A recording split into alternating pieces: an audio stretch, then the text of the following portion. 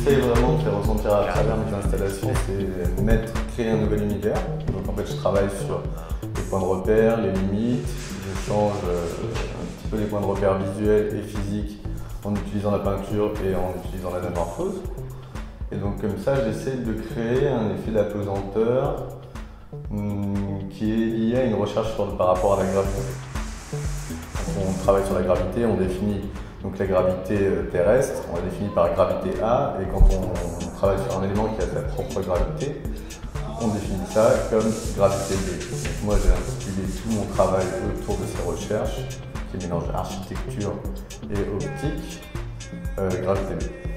Le but des installations, c'est aussi de mettre le spectateur en état d'apesanteur, en lui cassant tous ses repères comme je l'ai dit. Moi j'ai fait pas mal de graffiti, et le graffiti ça se pratique en général dans tout ce qui est entreprise désaffectée, donc avec des architectures type Eiffel, ce genre de choses, donc des grands espaces industriels. Et je pense que petit à petit, ça m'a marqué, donc c'est quelque chose que j'ai voulu retranscrire. Donc ensuite j'ai travaillé par rapport à...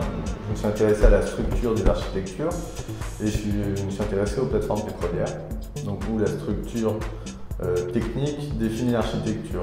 Ça correspond aussi avec l'idée et le travail que j'essaie de faire passer par rapport à comment l'humain appréhende les architectures monumentales dans lesquelles il évolue et qui sont créées par lui.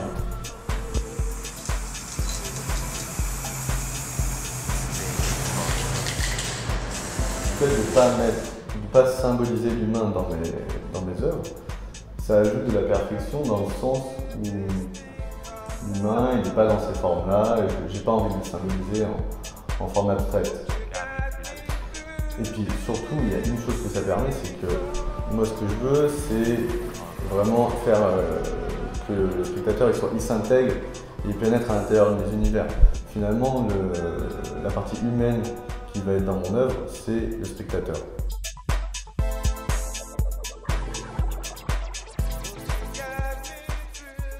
Si il n'y avait pas de détails dans la vie, je crois que je serais malheureux.